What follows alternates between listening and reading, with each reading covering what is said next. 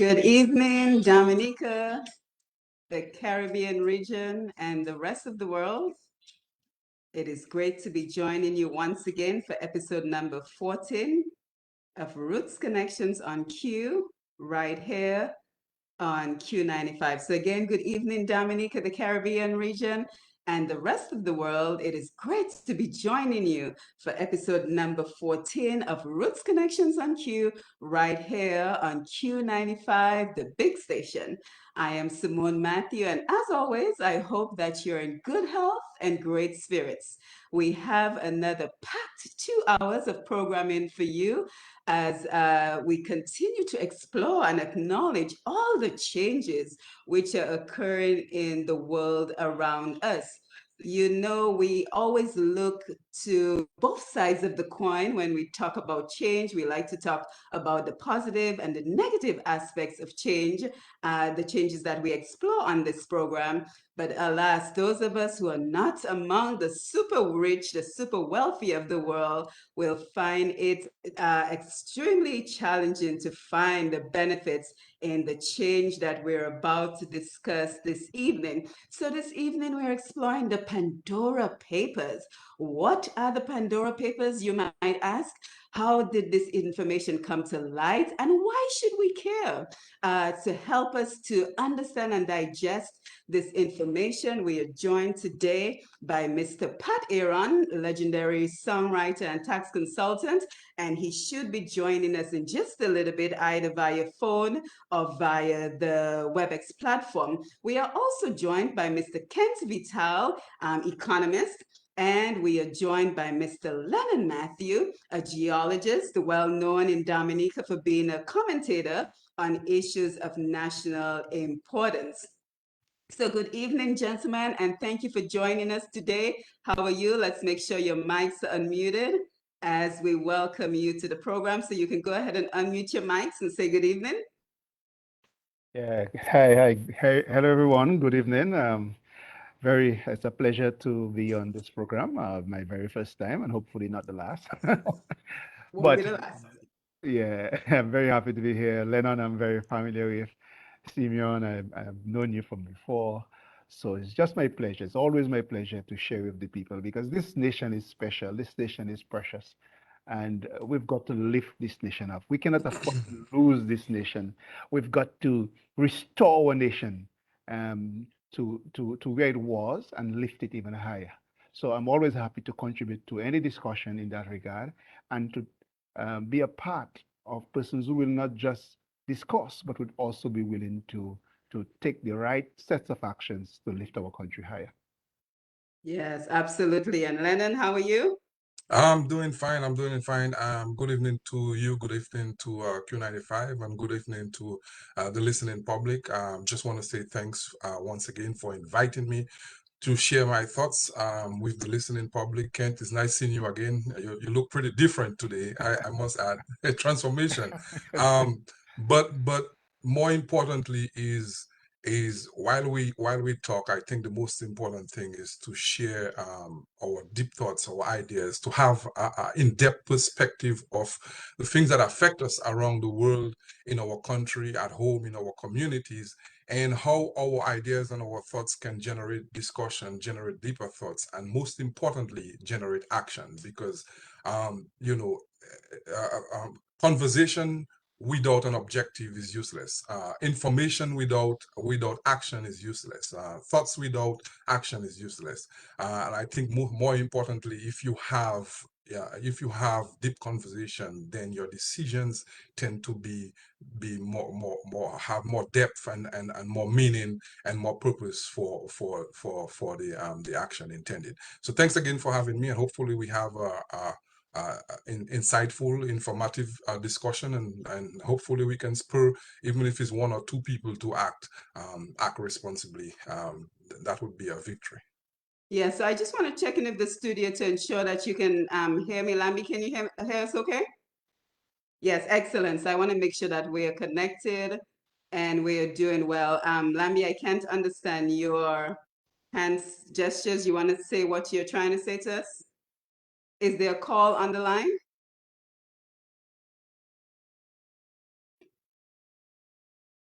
We'll just wait, give Lambi a minute. We can't hear you.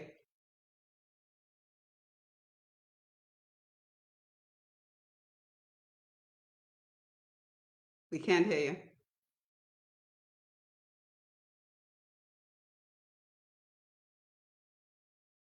Yes, so if you can still hear us, just give us a thumbs up to let us know that we're connected. Okay, so we have another full 2 hours of programming for you. But before we get started, let us say a pleasant good evening to our Q95 listeners at home and abroad. Good evening if you are joining us via Facebook Live on YSQFM, Push Past 10, or DA Rose.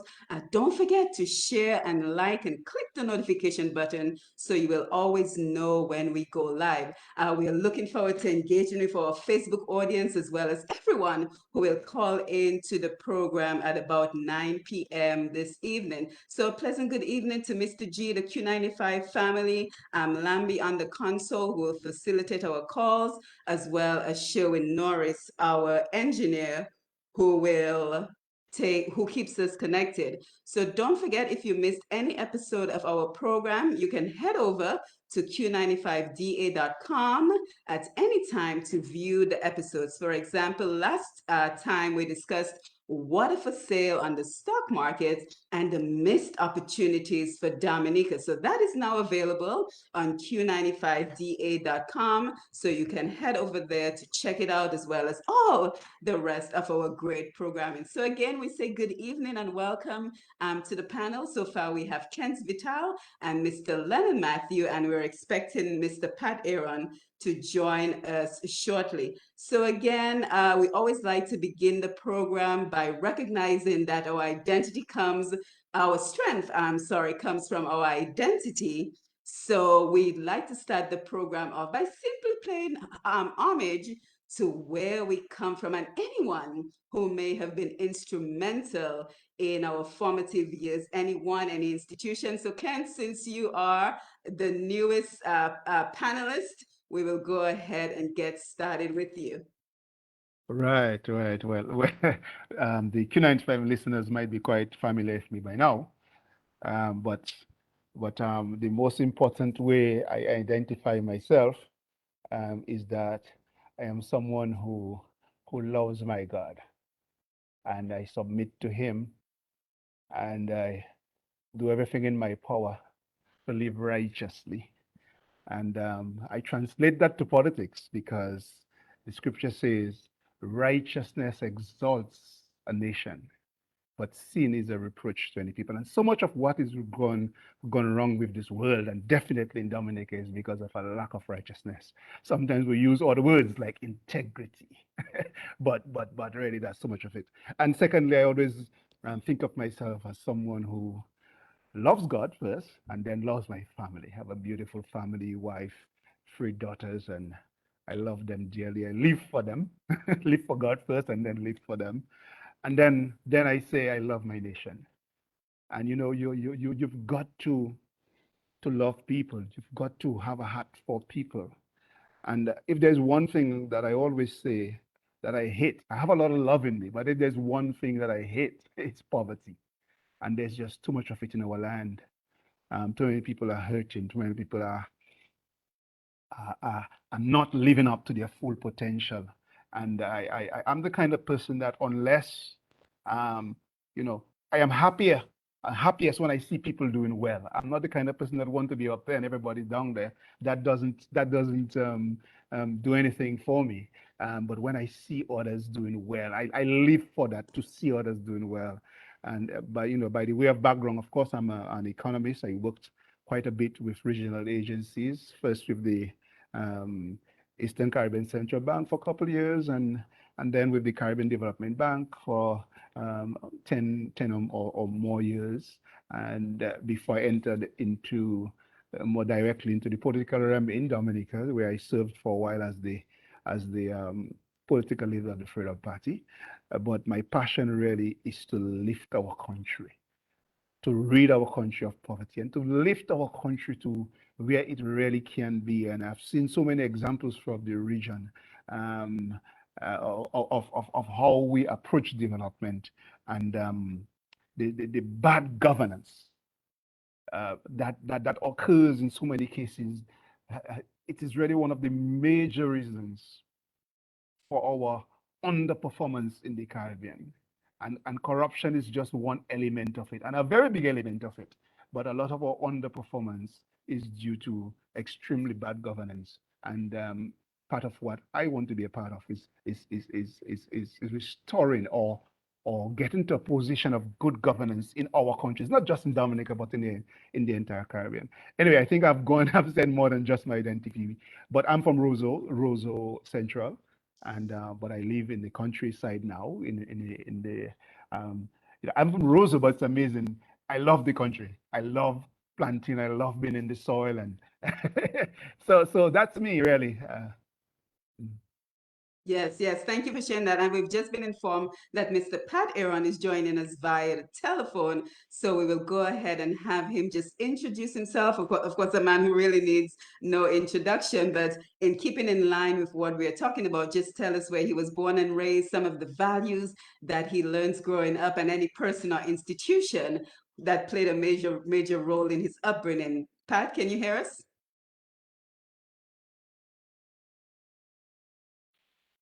Lambi, we can't hear the studio.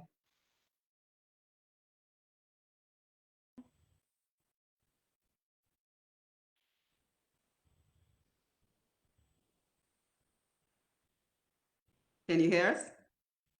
Yes, I can hear you, but can you hear me? Yes, we can hear you loud and clear. Go ahead. Very good.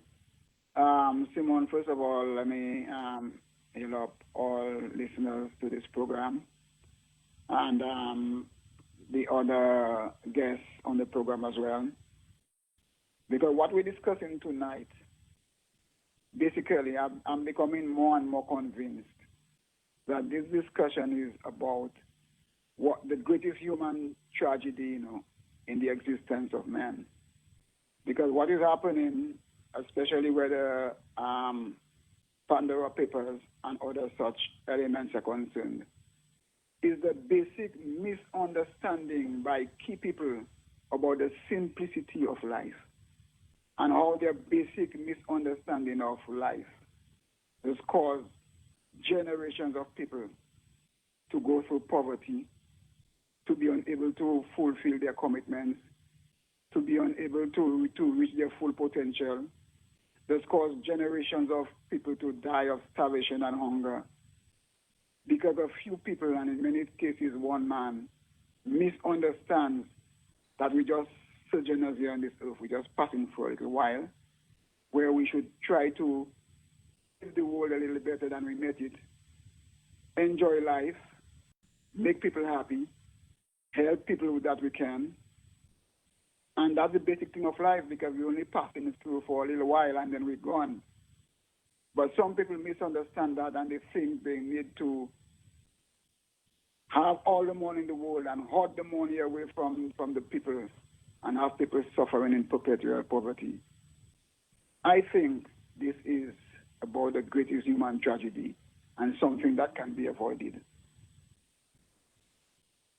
Yes, yes, thank you for that. And Lennon, your introductory comments?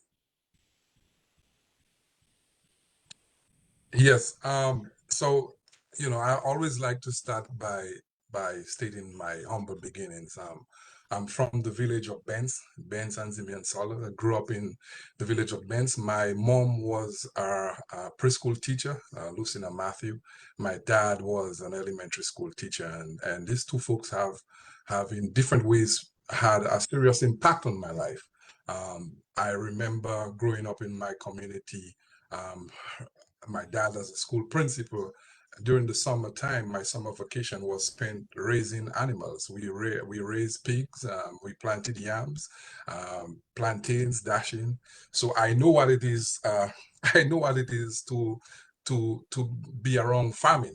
In the spare time, my dad also did some fishing, and that's how we lived our life. But one of the things that amazed me is, as a school principal, we had to do other things to be able to live day to day. We had to do, farming and fishing just to supplement the salary that my dad was getting as a school principal. I have 3 other siblings. It's just 6 of us in the family. And at the tender age of 8, my dad took me from the Benz primary school, and I walked to Vegas to go to primary school for a year. Most 8-year-olds were trying to get out of bed. I was 5 o'clock in the morning catching a bus and walking sometimes from Blenheim to Vegas to get to school at 8 years. And then the following year, I spent another year at the Pebush primary school. And at the age of 9, I was in a common entrance class, and I sat the common entrance exam. I just turned 10, got a pass, went to PSS, spent more than I should at Portsmouth Secondary School. Spent 2 years at the Clifton Jupiter College and came back to PSS, taught for 2 years, taught geography. And after 2 years, went to pursue an education, got a degree in geology and manufacturing engineering processes. For the past 10, 16 years, but for the past 17 years, I've been doing environmental assessment in Texas and Florida, and I'm currently pursuing a master's degree with focus on energy management. And it's really interesting, the kind of things that are out there that we are not aware of. So, all in all, along these experiences have molded who I am. My dad has taught me how to be disciplined. My dad has taught me how to be determined. I imagine an 8-year-old waking up at 5 in the morning to catch a bus and walking from Blenheim to Vegas. You don't have a choice. So these experiences in life make me who I am. One of the things that for a long time, I can't stand injustice. I can't stand people being abused. And I think if we don't speak out, if we don't take a stand, if we don't stand up, we are just as guilty as the ones who are committing these atrocities. And I've asked myself a question, even if I have left Dominica. Dominica is always on my mind and my heart. And I've asked myself a question. When it's all said and done, and my kids asked, Dad, what did you do to make a difference? I don't want to say I had done absolutely nothing. I want to say, you know what? I stand up, I fought, and even if I didn't have to, I participated, because Dominica is our homeland. And I think what affects us most is our inaction, not our action. I think we are responsible to chart the destiny, and as a Christian nation, we have been taught good morals and values, and I think the hardest thing for us is to put it into action. So just a lot of stuff, but hopefully we can have this conversation and see that it's not just a social issue, it's a moral issue, and we'll take it from there. Yeah, and I can already tell that we have the perfect guests for this program, because everyone so far has talked about working hard, discipline. But I think what we're going to realize with this particular program is that the wealthy simply play by a different rule, a different set of rules, and it seems like those who are criminally minded ready to emulate them by following their lead. So I'm truly happy that we've had this opportunity to connect with everyone who's joining us on the program. And just a quick programming note, of course, we know tomorrow is the by-election in Grand Bay. So I want to reserve a couple of minutes towards the end of the program so we can talk about the importance of that by-election. And I also want us to tie what we're talking about today into the unrest that we're seeing in many parts of the world, such as Guadalupe and Martinique. So I just want us to tie everything together as we get started. So again, if you're just joining us, this is Roots Connections on Q, and this evening we're looking at the Pandora Papers.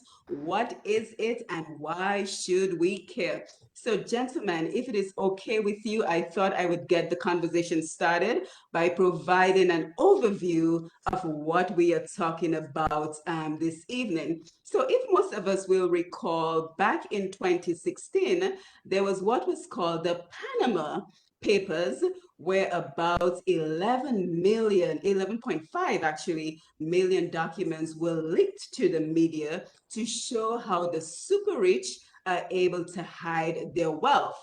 Well, I want you to think of the Pandora Papers as the Panama Papers on steroids. So this time in 2019, even more documents were found, in excess of 12 million documents. And as the Guardian newspaper puts it, think of the information found as almost 1 million Bibles filled with leaked documents from about 14 law firms and other financial service providers operating in more than 40 countries. It shows how the businesses help funnel money for elite clients from all over the world to hide ownership of property and other high value assets. And yes, some of these companies are right here in the Caribbean with close to 5,000 such companies in South America, Argentina, Brazil, and Venezuela. So the Pandora database is the largest such leak to date, and it still only represents a tip of the iceberg. So, what does this mean? Well, it means, and the Guardian continues, that this means that the world is losing between 400 billion and 800 billion in tax revenues to tax havens each year. So the International Consortium of Investigative Journalists, who were the ones who discovered this, tells us that the monies are held in offshore companies outside of the country where the money was made, and it ranges from 5.6 trillion with a T to US $32 trillion. So let's take a pause here and let's just get our feedback from the panel, your thoughts, anything you want to add. And since we have Mr. Pat Aaron on the phone, I thought we would go ahead and start with him. And then Kent, you can tell us, the impact of not having that amount of money in any particular nation's economy. Pat, can you hear us? Yes, I can hear you. Yes, go ahead. Your feedback? Well, first of all, I'd like to make a little correction, not just to your words, but to the words of the writer in the Pandora Papers, where they always say where the rich hide their money. It is not their money, it is the people's money. Mm-hmm. So it should be referred to as stolen money, especially in the case of leaders of countries hiding the people's money away in foreign banks, foreign countries. And do you know, in many cases, it has happened many times, I've read it, where these guys don't even know how much money they have hidden outside. Nobody knows how much money, not even their family knows, because they have to keep it a secret. And many times they die and this money stays to the bank, and in some cases, even to some bank managers, while the people in the country are suffering. Now, I know there are offshore banking in itself may not necessarily be a bad thing, because you may hide your money in your personal money in a foreign bank for the stability of the currency in that country. But when you are a leader of a country handling the money of the people, and you're stealing the money and hiding it away, causing hundreds and thousands and millions of people to starve, that is, like I say, probably the greatest human tragedy. And all because some people don't understand that we're just passing here for a while, and all you need is enough. But money never seems to be enough. And the quality of leadership in our country, in the Caribbean, in the world, the quality of leadership has dropped, and the world is suffering for good leadership. It's in very few countries that you would hear that a leader has that ethical standing and would try to wipe out corruption. But for the most part, it is quite the opposite. And it is a very, very sad tragedy that the world is facing now. And with all the agencies, the law enforcement agencies, even they too have been so compromised that the world is like almost ready to throw in the towel, because so few people stand for integrity and against corruption in government. Yes, thank you for that. I'm happy you pointed out the question of whether this is illegal, because I did some research on this, and the BBC.com reports, it says, is it illegal to use tax havens? And here's what they say. Loopholes in the law allow people to legally avoid paying some taxes by moving their money or setting up companies in tax havens, but it is often seen as unethical. So I think we will have a very important debate this evening about legality versus ethics. There are also a number of legitimate reasons people may want to hold money and assets in different countries, such as protection from criminal attacks, or guarding against unstable governments. Although having secret offshore assets is not illegal, using a complex network of secret companies to move around the money and assets is a perfect way to hide the proceeds of criminality. And what criminality are we talking about? There have been repeated calls for politicians to make it harder to avoid tax or hide assets, particularly following previous leaks such as the Panama Papers. However, the Panama Papers show that the people that could end the secrecy offshore are themselves benefiting from them. So there is no incentive to end it. In a nutshell, the concept of tax the rich is simply not working. Kent, I can see that you're itching to jump in, so No, go ahead. And then no, Lennon, no, we're you're coming doing to quite, you. no, no, no, no, you're doing quite well. I was just listening nicely. But part of what we wanted you asked earlier on is, I mean, what can that kind of money do for a country? And at the beginning, we were talking about the Pandora Papers and why should people care? Why should people be interested in corruption? Why, And I wanted to focus a little bit on that. But the kind of money we're talking about is a lot of money. Obviously, it's the number of individuals with money in offshore institutions. But think of the economy of Trinidad and Tobago. The GDP, the total production of that country for a year would be about 24 billion US dollars. So we're talking about a number of times that kind of money being hidden in offshore accounts. But the thing is, there is a criminal element to a lot of this. I think a lot of these hidden monies um, are ill-gotten gains, either from money laundering or from direct theft or fraud or other types of illicit payments that they have gotten, and it's in their interest to put the money outside and hide it outside. And the question is, why should people care about that? The man gets his money, he puts his money outside. So what? But we should care, not because we are concerned about the individual with that money, because the truth is, what can you do with $1 billion? I'm never worried about the individual using that money, because 1 billion, I mean, more often than not, these people are very miserable people who really don't enjoy the money anyway. I mean, I guess they may enjoy some sort of poverty. So that's really not my concern. And that should not be our concern. Our concern is really is the people that they are depriving.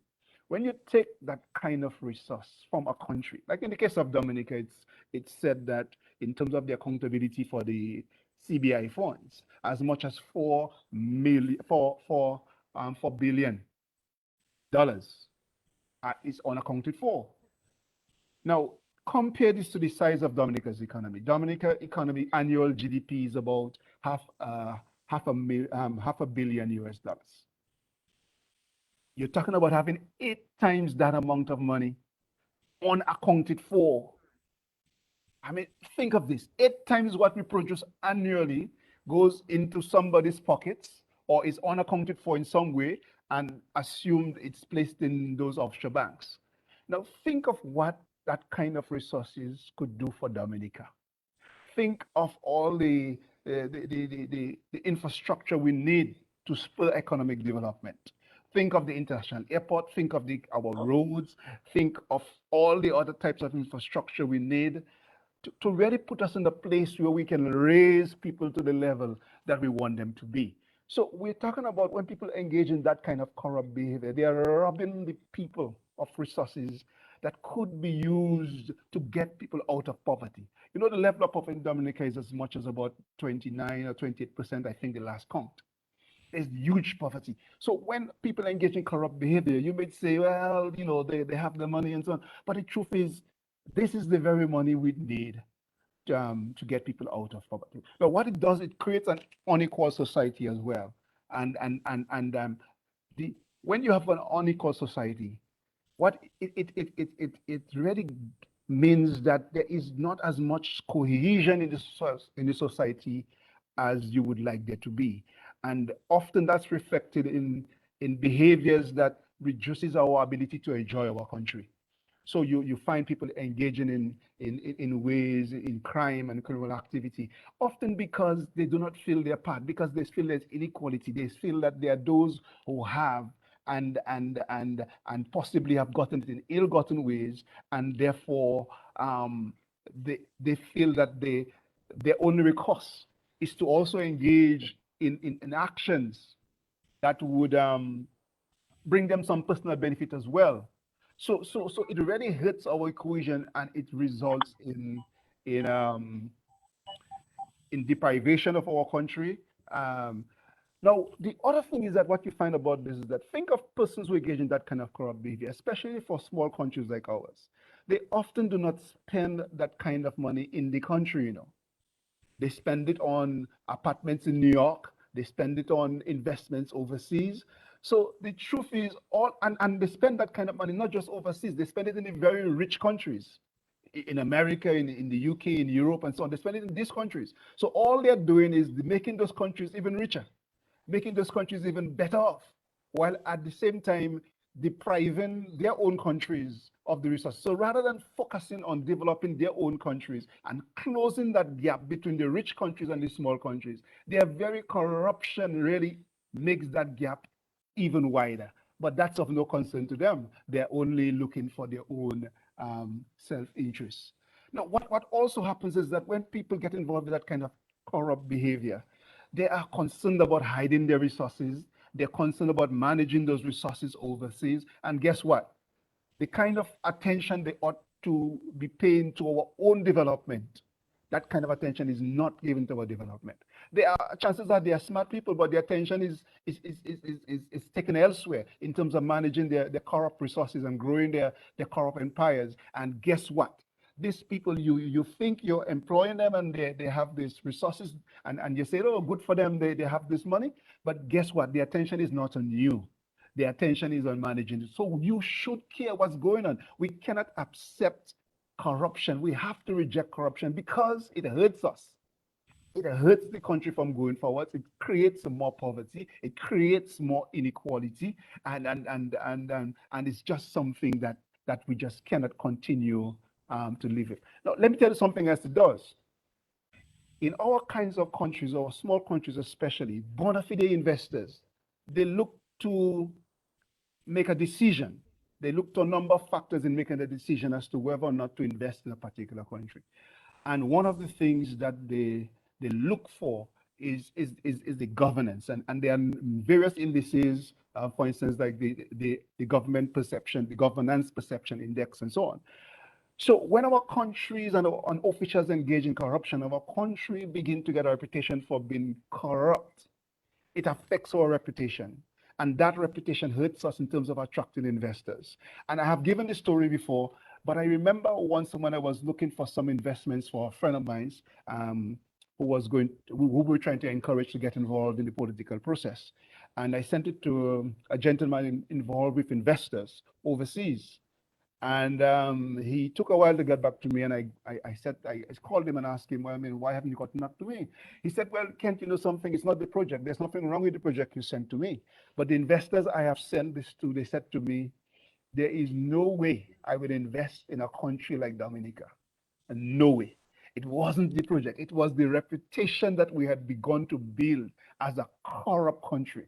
So when people get in corruption and we do not reject them, when we continue to vote for them and elect them and have them over us, just because they bribe us, just because they give us a little part of the corruption, a little part of their ill-gotten proceeds. I remember I read something today that suggested that there was about $1.7 million in computers or so that was being given in Granby. And there seemed to have been the indication from the Labour Party or something like that, that money isn't government's money. It's really the money of the Labour Party and the government money. And they almost were boasting in that. But the question becomes, where did you get that money? And chances are it's from very corrupt proceeds. But guess what they do? They use a little bit of it to bribe the people, right? And then so, but we have to learn to reject corruption because it comes back to hurt us. Because investors can also see what's going on, and the real good investors will never decide to come in countries that are corrupt. So we have to understand corruption hurts us. It's like a Yes, cancer. yes. So let me, Right. you can say more a little later. Okay, go ahead. Yes, yes, and I want to, and thank you for that, Kent. I want to come over to Lennon now, but I also want to remind us that because of the layers of secrecy involved in many of these offshore and hidden tax havens, you find that the illicit funds are hidden. It opens the door to bribery, money laundering, tax evasion, and the financing of terrorism. So, Ken started talking about why should we care? So here are some of the reasons that we should care, because it does contribute to the continued corruption and degradation of our society. So Lennon, I know that you have some thoughts you would like to contribute. Yes. Just let me know if you guys can hear me. Yes. But I would like to look at this in a couple of perspectives. And the first thing that is at play here, it's the intersection of, I think, our social responsibility and our moral responsibility. If we've looked in the past, I speak to Dominica especially because most of us we are called a Christian nation. And what is the moral responsibility? The moral responsibility is to be our brother's keeper. The moral responsibility is to control and acknowledge that we are sinners and we all fall short of the glory. What is that? We may tend to be greedy. We may tend to be selfish. We may tend to have lust. We may tend to have an excess of these human weaknesses that cause us to do things that we should not be doing. Greed is one of them. I also understand that it is also wise, as an individual, to save your hard earnings in times of excess. So in times of little, for example, drought, disasters, it happened in the past, that you have supplies. We've seen examples in the Bible of wise men and foolish men. Wise men save their excess and were able to feed their starving population. Foolish men or foolish leaders squandered their excess, and when hard times hit, their followers perish. Why am I bringing this out? Because we're talking today about how much trillions of dollars, $32 trillion being hidden in offshore accounts. When we look at the Bible again, who was one of the most hated men in the Bible? Matthew, the tax collector. We look at the imperial governments of the past, the kings and queens. What did they do? They collected taxes from the peasants and the poor working people, and it got to the point where the inequality got so bad, and the peasants who were in the majority got so poor, they rebelled. What it created is that wealth gradient, and anytime there is a steep gradient between rich and poor, good and bad, hot and cold, you're going to have friction. So this is where the moral aspect comes in. We have to ask ourselves our question: why is there so much greed in this world today? What drives this is essentially greed. And I understand that it's wise to save for a rainy day. Any government should do that. Any household should do that. Anybody should do that.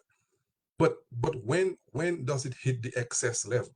When does it hit the deception level? When does it hit that greed level? When does it hit that dishonesty level? when does it hit that theft level? Because there's a thin line. I mean, it's good intention because it's human behavior. The next responsibility is the social responsibility. If we have a society where most of the revenue is generated from the sales of goods and services, and the people who cause those revenues to increase are the people who working hard, the taxpayers, and they trust that when they pay their taxes, the government is going to put it in the system. The leaders are going to put it in the system to help the entire country. It's an unspoken word. The basic reason why we pay tax is, like I said, is to help in that moral responsibility. For example, there's schools to be built, there's roads to be built. So all of us collectively put that money together so that we can develop the country. So that I don't have to say, I'm going to build that road, but because I contribute 5% of my income, I can contribute 5% of his income, and 70,000 people contribute 5% of their income. It's a responsibility of the managers of that money to make sure that works for all of us. That is our unspoken spoken responsibility. That is why the tax are here. We have to understand that. So it's really dishonest to see that leaders, the wealthy people, are hiding this money in havens because they're not satisfied with what they have. They're not satisfied with the basic needs of life. Really and truly, what we really need to survive is the basic needs: food, clothing, and shelter. Everything else is a luxury. We have been provided with everything we need to survive: our intelligence, the plants, the birds. I mean, you just name it. So the hurt that it causes to the majority of people, and note, at this point, the world has 7.9 billion people, right? Only 1% of the earth, of the population, controls 99% of the wealth. That's a serious inequality. Remember what I said, the laws in nature: when there is a steep gradient of two opposites, there is going to be instability. If you have a high pressure and low pressure, you're going to have strong hurricanes. If you have a steep gradient between the wealth and the poor, especially when there are lots of poor, suffering people and very few wealthy people. We have seen it with Louis XVI in France. We have seen it with the evolution of communism. That is why it evolved, because there were kings and queens and rulers who hoarded everything, and the poor and the masses were suffering. That is what it leads to.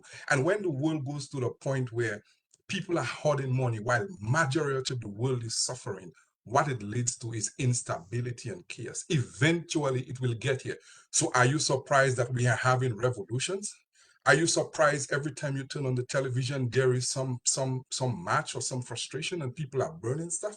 It's not magic. It's not unheard of, because it's a trend. When these things happen, people rebel, and the worst thing that can happen, you have few people hoarding, and that is where our social responsibility comes in.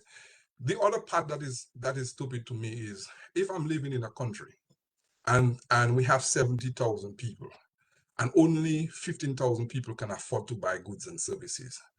That means you have a serious segment of the population who is not even contributing to the wealth. So the country is not even reaching its full potential. So therefore, hoarding all that money, keeping it away from the people who are spending it, is even denying the country reaching its full potential. So that is how dangerous that is. We've heard year in and year out, the UN is talking about alleviating poverty. We're talking about alleviating poverty in the Caribbean, in African countries, in the US there is poverty, and when we have wealthy people hoarding that kind of money, what they are essentially doing is creating an extension to the problem that exists. Our moral responsibility is abdicated, and the world gets into chaos. And where we are heading, all the demonstrations, all the frustrations we've seen what happening right now is as a result. Perfect example. 2020, we had a pandemic, and as a result, 100 million people were trashed into poverty because they did not have enough.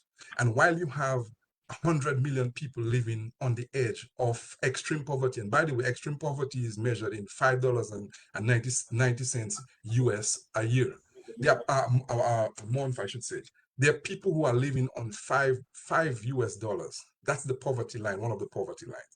And the reason why they look at the extreme poverty line is because these are the people that are most vulnerable. And you're talking about 100 million people in a pandemic. It tells you the state we are in. And I think it's not only sinful, it's socially irresponsible. And when leaders don't lead by example, what do you expect the people to do? The followers are going to do the same thing. So therefore, it's a destruction of our society, increase in crime, increases in lawlessness, and increase in disrespect for leadership. And that's what we have and we see happening right now. Yeah, and I certainly think that you make a very good connection, and Kent did as well, in terms of making that connection to, for example, why we see so much unrest in Guadalupe and Martinique. Because in addition to fighting against the vaccinated, I think people are fighting over the fact that 1% is in control of 99% of the wealth, and the other 99% of the population is completely dependent on them. So I think we're unpacking a lot of great information that we will continue to explore this evening. And Pat, we are coming over to you. But by the way, in case you're curious, it is called the Pandora Papers because the documents may prove to open a Pandora's box in terms of investigations and lawsuits. So if anyone is curious, now who exactly is involved? Who are some of the names that we may recognize? So we have about 35 current and former national leader, 400 public officials from nearly 100 countries, and more than 100 billionaires. So Lennon, as you already said, like how much is enough? So we have to explore that as well. And Pat, the area that I want you to comment on is some of the activities were legal. Some of the activities that they found in these leaked documents were legal, but could not be justified. So for example, some of the files were showing the date of 1970, but they were actually created between the years 1996 to 2020. Pat, how is this even possible? Is he still with us? Simon? Yes? Yes, we can hear you. Yes, I'm here. I just want to add a little to the contribution made by Kent a while ago, especially in regards to quantifying the amount of money so that Dominican people can more clearly understand the value of the missing money. Every now and then you hear, right now in America with President Biden's drive to build back better, I'm hearing about $12 billion and several states are vying to get their portion of it to help build back infrastructure in the states. $12 billion in America. So I want to hear Dominica is missing $4 billion. $1 billion can fix Dominica, $1 billion. A billion is 1,000 million. So when you hear America talking, several states trying to get their share of the pie of $12 billion, and little Dominica, $4 billion is unaccounted for. That is crime, that is criminality, that is super crime. That is so Dominicans can understand the quantity of that misappropriated funds. How can a little country like Dominica recover from that or live with it?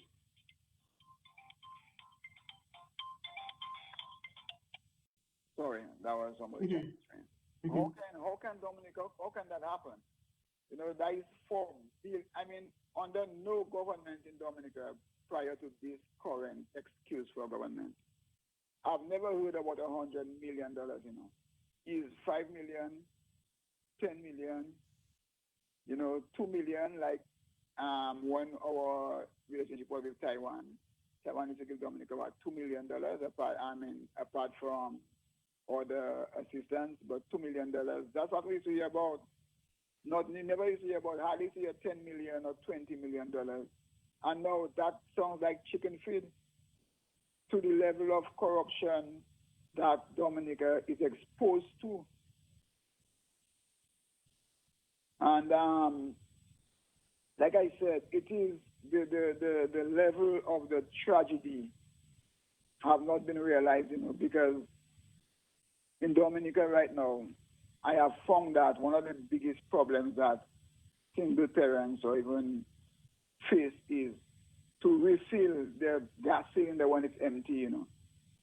And that leads to the oldest tradition, Mm-hmm. to refill a cylinder. And many people, many single mothers are facing that and have to resort to prostitution. Children are going away to study on scholarships and they have to abandon their studies because of lack of funds. That is the kind of pressure corruption brings on the average people, the citizens of a country. When leaders of the country who get an opportunity to serve and establish their greatness, we just passing through this world for a little life, a little time. And how much money is enough? How much do you want? You have your people suffering in poverty, cannot buy a cylinder of gas when their cylinder is empty, cannot refill their cylinder, and you have billions of dollars outside Eden. And like I said earlier, in many instances, they die and the money never gets back to their country. You understand? Mm-hmm. So we have to talk about that seriously to try. I mean, they say we talk a lot, but talk is important to try to get to the conscience, the hidden and the dying and the dead consciences of these so-called leaders. That is what we're dealing with here right now. Yes, thank you, Pat. And that's exactly where we're headed next, the societal impact. But Lambi, showing if you guys can assist us. The mic on Pat is a little low, so any assistance that we can get on that. And Louisa, thank you for pointing that out. Speaking of Louisa, we are coming to the Facebook comments in just a minute, and I'm not sure if we'll be able to take the phone calls this evening because Pat is on the line, but we're coming to you in just a minute for your feedback. But just in terms of some of the names that are involved in this before we talk about the societal implications. So we have people such as the British Prime Minister Tony Blair, the Chilean president, the Kenyan president, and we even have famous entertainers such as Elton John, Ringo Starr, to name a few. Of course, their lawyers are all denying that their involvement in terms of hiding assets, but who knows? So let's go ahead and talk about the societal implications because we started talking about that. And I think that is really the gist of the conversation for this evening, because the sad reality is that while billions of human beings try to survive without jobs, they're hungry without access to decent education or healthcare, why are millionaires and even billionaires allowed to grow richer and even avoid paying taxes? Why are the super rich able to hide trillions of dollars in offshore accounts, safe havens, and tax shelters? And I think it begs the questions, how much wealth is enough? What is the motivation? Is it because of status? It is because of position in society? So let's get into the meat of the matter, like Lofty likes to call it. So your comments on what I just mentioned. Any one of you? Yeah. Yes. Well, okay. Well. Let me start off there. Sometimes it always baffles as to, as Lennon had asked, how much is enough for some people? Because clearly, I mean, there's so much they can do in terms of direct enjoyment of that kind of money. I mean, how many houses can you sleep in at one time?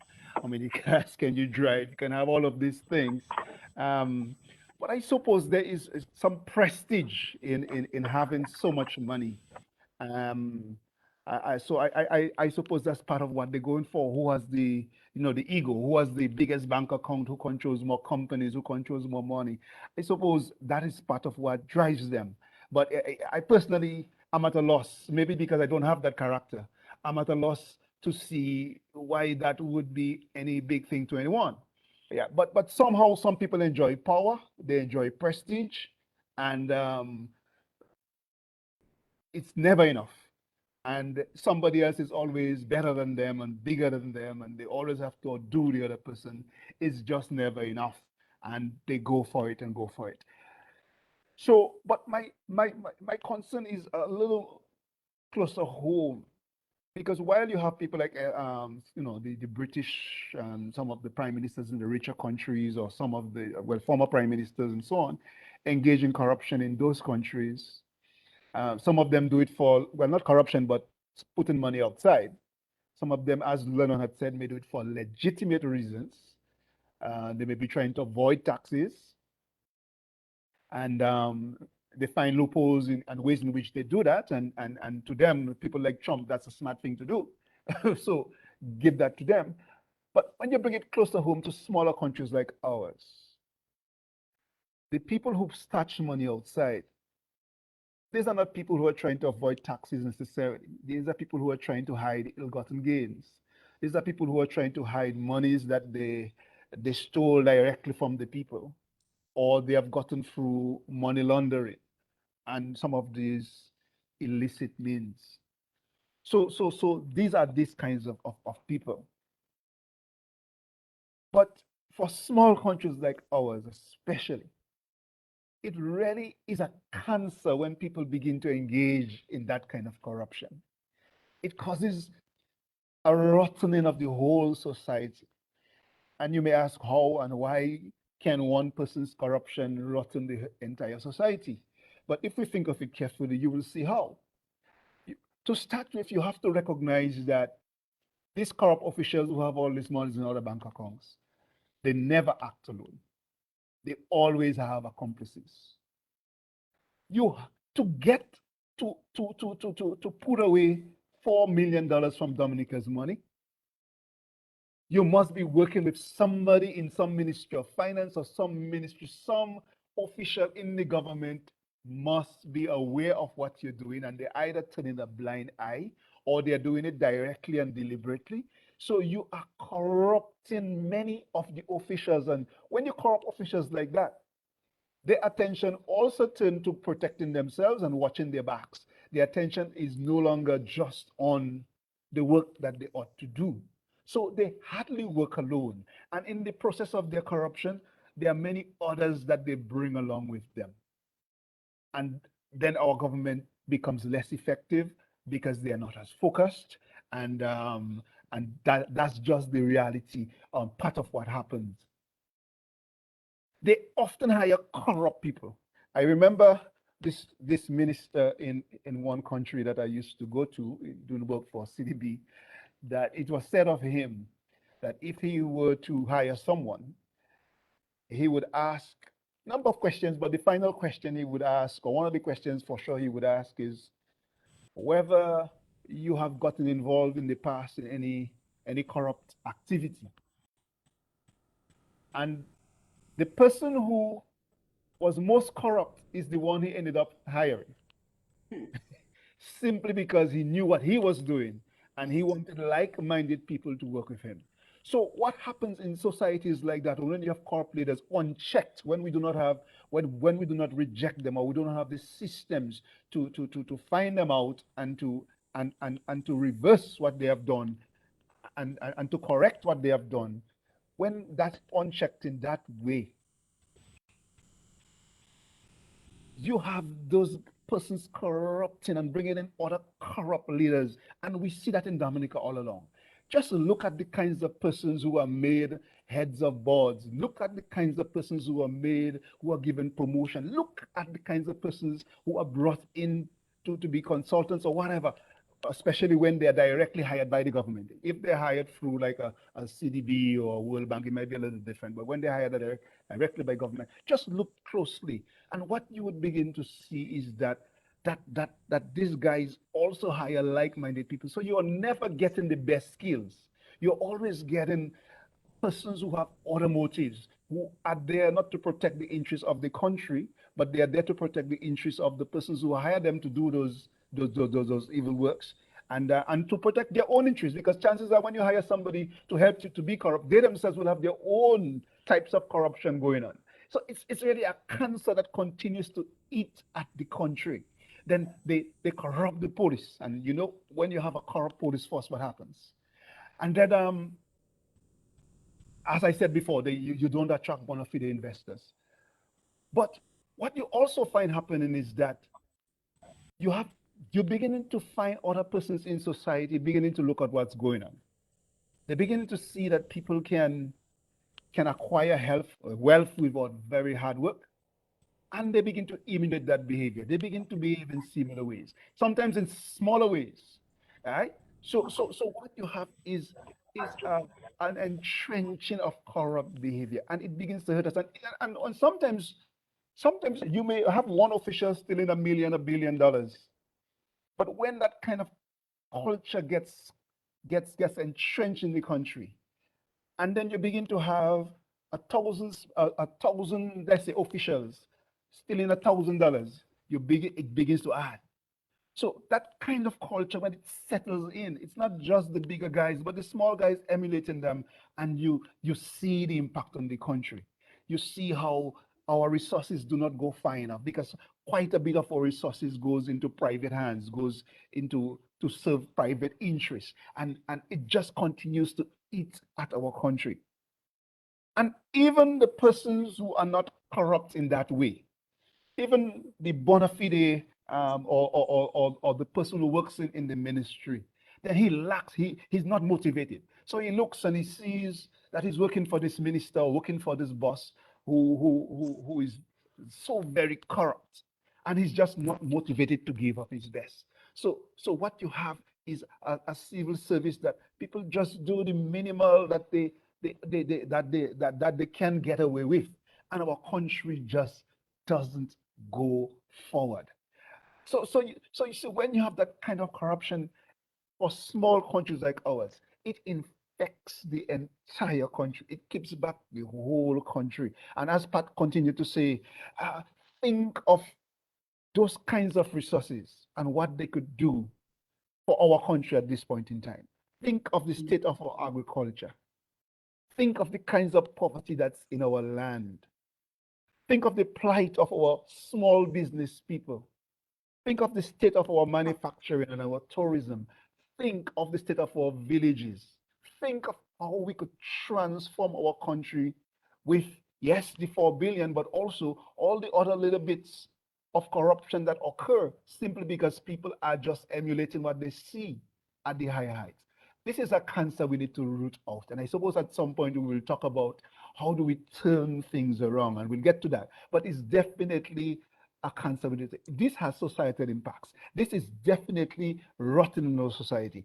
I often say that, maybe, and we have to admit it, maybe in our country, maybe in several other countries too, but definitely from my point of view, I think for a long time we have had what I call a culture of corruption.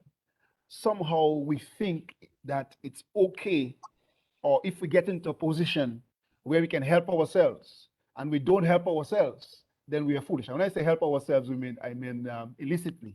Then if you don't do it, that's a culture we have had. But that's a culture we need to reverse. But you know what happens? A bad leader, the kinds of leadership that we have in Dominica right now, what they do is they entrench that culture. They exploit that culture because they think people will be sympathetic. People will not outrightly condemn them and say that they are terrible. People will very well think that they are smart, like Trump, to be corrupt or to hide money or to avoid paying taxes.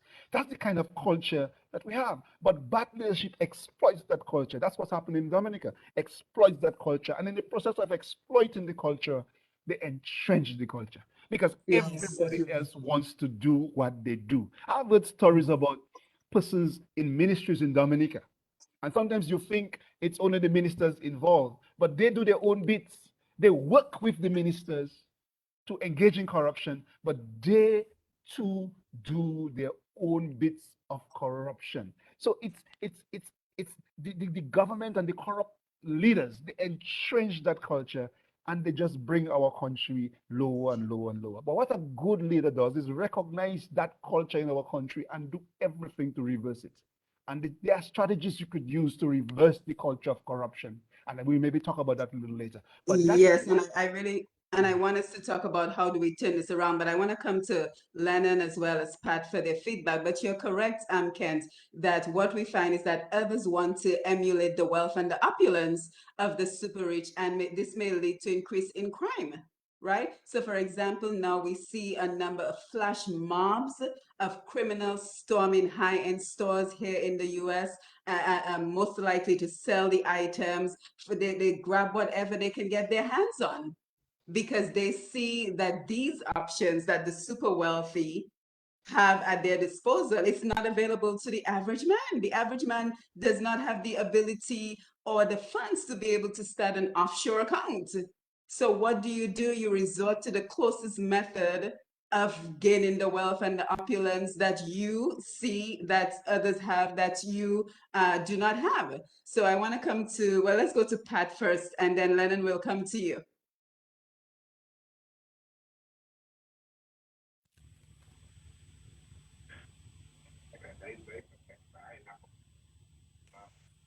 Yeah, we can barely hear you. Hello. Yes. Yes. Good. Is that my turn, Simon? Yes, sir. Oh, okay. I didn't catch that. I know I was brought into the panel to discuss a little bit of the taxing issues where these monies are concerned. I know that, like I hinted earlier, offshore banking on its own, it may not be a criminal or an unethical activity. There are valid reasons why you could want to have your money in an offshore bank.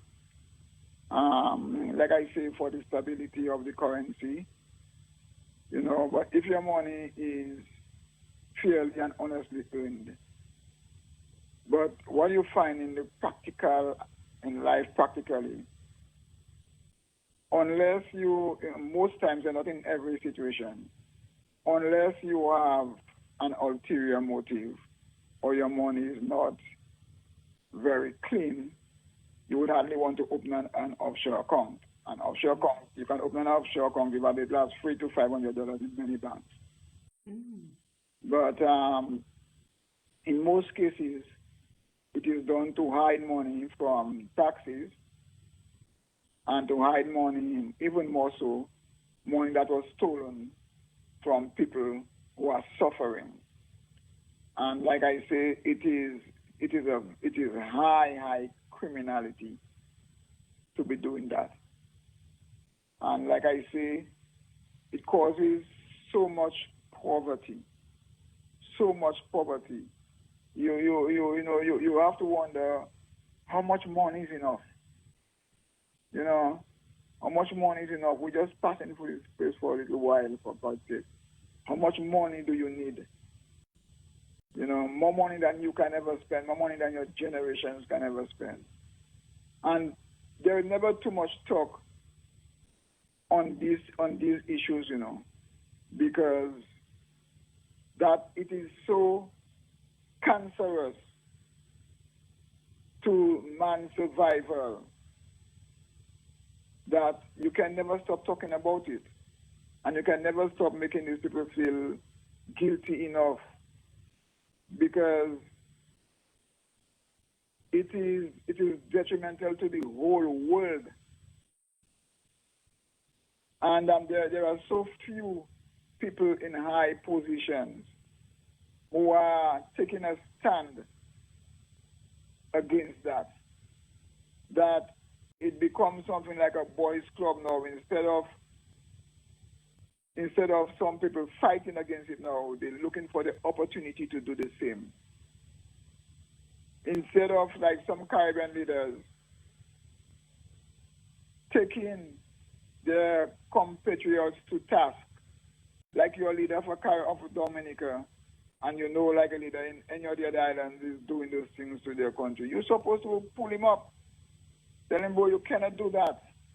Don't stay quiet to see how far he will get away, to know how far you can get away yourself. And it's, like I say, it's never enough talk about it, because These people must be made to feel uncomfortable. They must receive no comfort. It must be talked about behind their backs, in front of them. Let them feel funny every time, or every minute of their life, because they are responsible for the situation the world is in today. Yes, thank you for that. So, Lennon, we're going to come over to you. And then Facebook, we are coming over because I'm looking at the great comments that are coming in. And I'm not sure if we have the option for phone calls, but we will entertain that as well. And then we're going to discuss where do we go from here? As Kent mentioned, how can we turn this around? Is it even possible to turn it around? So, Lennon, your thoughts? Yeah, so I'd just like to add something to what Ken said. Corruption is poisonous. Corruption is dangerous, and corruption is also infectious. Corruption is as infectious as the COVID-19, I believe. And when you have desperation, when you have poverty, when you have high inequality of wealth, it creates that environment for corruption to spread. Sometimes that desperation, sometimes that inequality, like everything else, is man-made. And when it's man-made, it's even worse. And leadership is important because leadership is not just about making rules and ruling over people. It's living by example. Like I said before, this subject has a lot more to do with our morality as human beings. I think there are certain characters of humanity that has been ever since we started settlement. That is the selfishness, a little bit of greed.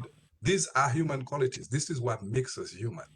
And as a Christian nation, we have been taught to have some lead or some control of that. That's why we go to church, to be able to handle these things and understand the implications of when there is an excess of these things, and when it gets to that point, to call ourselves back to understand our humanity can be disastrous to ourselves. And having said that, while we're talking about that, a couple of things came to my mind. My mom will be proud of me when she heard that. It says in the Bible, it's easier for a camel to pass through the eye of a needle, for a rich man to enter the kingdom of God. And I'm saying this because, as I said before, Dominica is a Christian nation. We profess to be Christian. There's another story in the Bible that said there was like a church service or in the synagogues, and the wealthy men were coming in and they were making their donations of thousands of dollars. And this one lady, she only had $20, and she put it in the collection. And her donation was seen as more valuable than the guys who were putting thousands of dollars. Why? Because she put all she had in there. Whereas, those guys with all their wealth, put probably less than 1%. We've also seen a lot of examples in the Bible that talks about wealth, the excess of wealth. Why is that the case? Because it can be the root of most of the evil we see happening around this world. When you talk about the imperial government, what were the imperial government all about? Wealth, power, and control. When you look at the politicians, what are they about? Wealth, power, and control. Most of the European nations abuse Africans and abuse other people because of wealth, power, and control. The world's richest countries have been built on the backs of Black people for wealth because of want of wealth, power, and control. So the point is the thirst and the greed for accessing more and more and more can lead to most of the ills in society: enslavement of other people, cheating of other people, imprisonment of other people, denying other people their natural rights and liberties. This is what we see. So we have to be very guarded about people who don't put a limit on how much they can hoard while they hurt other people. And that is one of the big implications. It's what's happening is nothing new. It's just a different form because now we have the internet. We have stuff that can connect from one part of the world to the next in a couple of minutes. But that is the significance of it. I think this situation is playing to more on us as a society, as humanity. We have lost that moral compass. We have lost that moral guide. And how do I take that to Dominica? Here we are. We have a constitution. Like I said before, the taxes are there for a purpose. People may want to put money in offshore banks to evade taxes. People may want to put money in offshore banks to save for rainy days. But the point is, if you evade in taxes, then that means you are denying the working people, the less fortunate people, the opportunity for the government to use that collective resources to give them public education, to give them free colleges, to get them out of poverty. Look at what we're talking in the US. The US has the most millionaires in the world, right? There's a great inequality of wealth, yet still people go in debt for paying for colleges. I mean, people going there are black families, there are families who go in debt for paying for colleges when the US can provide free education. These are the things we're talking about. You go to places like Canada, they have a high tax rate. England has a higher tax rate than the US. So a lot of people use those offshore banks, to evade taxes. But what does that mean? No, in Canada, I have family who live up there. They have more social programs. So the country is using these taxes. You can if you are a lady and you're expecting a baby, you can get maternity leave for a year and a half. The society pays for that. Even right next door in Guadalupe, we've heard stories of our people going out there and with kids. The government is paying for this, $1,000 per household for a kid, and a lot of people take advantage of the situation where they have 3 and 4, 5 kids, and they depend on that because there's a social safety net. That is because of the high taxes they pay in these countries. So the taxes are there for a purpose to help people. Sometimes our own humanity, people take advantages of the situation. I believe in a society, everybody should work hard. And there's nothing wrong in somebody gaining wealth through hard, honest work. Absolutely nothing wrong in that. That is not the issue. But the issue is when other people are expecting and owning up to the rules and laws in the country where there's rules and taxes, and the wealthy who's hoarding the people's money are evading those taxes for their own selfish purposes. That is destructive. That is corruption. And thieves also dress in jacket and tie. There are thieves in every rank of society, from leadership down to the common man on the street. Thieves exist, and you can't take the country's money, do as you please, and expect people to be happy. It doesn't work that way. And just as much as somebody who is in charge of a grocery store or a bank teller is swiping money from the cash register, is being convicted for stealing. There are politicians who do the same thing, and it's also stealing. So I think, as Ken says, corruption hurts, corruption is destructive, corruption kills. And I think when leaders and the heads are in corrupt, what it does, it corrupts the entire society. Yeah, absolutely. Thank you for that, Lennon. Lammy, give me a thumbs up if we're able to take any phone calls at this point. Okay, so I guess run the phone numbers, please. The numbers are 449-3095, 449-3096, 449-3097, 616-4257, 305-432-9624. These are the numbers, and we're taking your phone calls right now. Yes, and as we're waiting for the phone calls to come in, I can finally have a minute to acknowledge everyone who's joining us via Facebook Live. Thank you so much for being here this evening and for your contributions. We see Jennifer Fidel Johnson, Owen Prosper, David Joseph, Ty Francis, Louisa Pear. So let's take some comments. David Joseph says, good evening. Let's see, Owen Prosper, good evening to the host, guests, and patriots. I'm locked in. Louisa Jean-Pierre, who is up very late in the UK with us. The very rich get away with avoiding taxes, while the poor are the ones who get penalized. Peter Carbone is here with us. Good to see you, Peter. Our government is elected to create the conditions for improvement in the quality of life. Louisa also says, not only the infrastructure, there are still many people who are still living in shacks since Maria. Let's see who else we have. Peter Dover is here with us. Good evening, Peter. Nice to see you. Joseph says, Peter Carbon, the fact seems to be lost on a lot of people these days, especially in Dominica. The majority of Dominicans seem to be concerned only about themselves and what they can get from politicians and political parties. This is the sad reality. Ashanta Alexander, great to see you. Sabria Senhouse, always nice to have you on. Let's see who else we have. Sabria says, tax avoidance is totally legal as opposed to tax evasion. People open offshore accounts to avoid taxes as well, not just to hide illegitimate funds. So thank you, everyone. Joanne, Raphael is here with us. Joanne, great to see you. Thank you for being here. Indigenous Bushman, always a pleasure. Havis, wonderful to see you. So your thoughts on some of the comments? Pat, Kent, Lennon, any comments on the Facebook comments? Yes.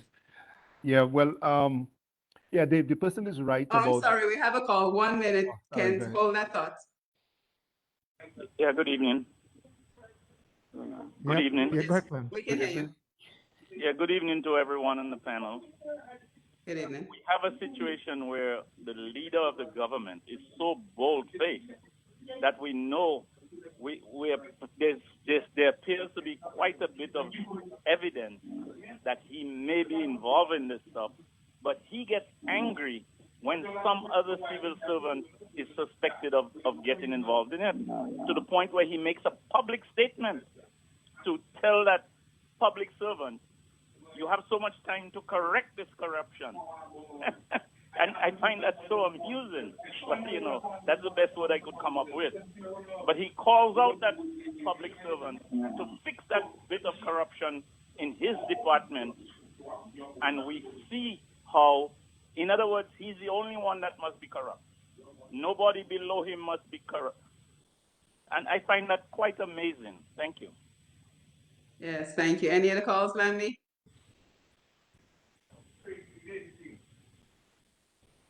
Yes, so Kent, you were about to say. Yeah. Well.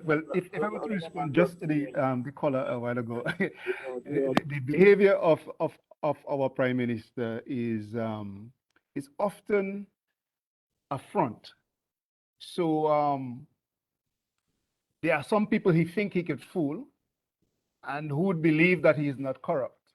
So by calling out somebody else, he may be seeking to give the impression that he himself is not corrupt, someone else is corrupt. But I can almost guarantee you, anybody he calls out is most likely someone he has fallen out with, someone who is not directly helping him in his own corruption. Somehow he has something against them, or they have against him, and they have fallen out. Short of that, he's simply trying to deflect and hide and pretend. But corrupt leaders often accept a certain level of corruption under them, because when they accept a certain level of corruption, they in turn can exploit that, so that they can, those corrupt persons who enjoy some of the corruption themselves would in turn be able to assist them and work with them. So anytime they call out anybody else, just know it's because the relationship somewhere is broken and there's not a direct link between them. So we have to understand this about this prime minister. Yes, we have a call coming in. Sorry, Kent. That's good. Hello? Caller, please go ahead. Yeah, good night. Can you hear me? Yes, we hear it loud and clear. Okay, good evening to members of the panel. Good evening. No, this Westminster system is not working for us in the Caribbean. When you can tell me a man cannot account for a couple billions of dollars, but you still vote for him. When you have a prime minister who says that he's going to stay there for 50 years, and when he leaves, he's going to put his son there, then this you are leaving room for corruption and for money laundering and all kind of stuff. Because we should have people in power for only 10 years, 2 terms. After 2 terms, you cannot come back again, like America. But in Dominica, you can stay there 50 years and bring in your child, bring in your wife to take over. So that is where the problem lies. If this officials know that they only have 2 terms. And after 2 terms, they have to get out, and they will be investigated. Then they will be more careful. But when you're in power, you cannot account for billions of dollars, and the people still voting for you because you give them handouts, and you stay there for 50 years. That is where the problem is. We have to deal with the problem. Good evening. Yes, thank you for that. Thank you for that, caller. Pat, you wanted to chime in?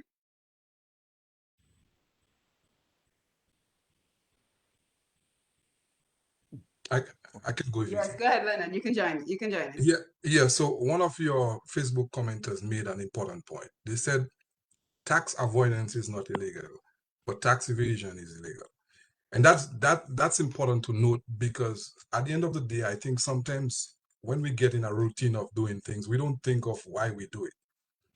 So paying taxes is basically, simply put, it is an unspoken agreement that we're gonna put our monies together to help build the country. That's what it is. And in a country, there are certain levels of taxation. So you have, if you make a certain amount of money that is so low it can't take care of you and your family, then you don't pay as much income tax. You do pay taxes because you pay taxes on stuff you buy in the store, food, clothing, whatever the case, and other services. You see that discussion in America where they're trying to raise funds for their programs, and they're talking about taxing and increased taxes on the rich. So that's understandable. It's a social agreement, so where we put our money together, and those who have more put a little more. Those who have less and can't afford to put, the ones who have more supplement the ones that don't have enough. It's unspoken. Sometimes we do it and we don't even think about it because it's just part of what we do, but we don't think of the depth of that. No, sometimes taxes are done as to gain action, to gain reaction. If for example, in the U.S., I'll use the U.S. as an example, there were companies who were moving offshore, going into other countries to establish businesses to avoid paying the taxes that were in America for companies. So what the government will do, they will say, okay, well, we'll reduce taxes on these companies to let them come back. So you use taxes a government use taxes for different purposes. Taxes can also be used punitively. But then when you have all these reasons for using taxes, you would ask that simple question: why would somebody want to avoid paying taxes? There are reasons why you'd want to avoid paying taxes.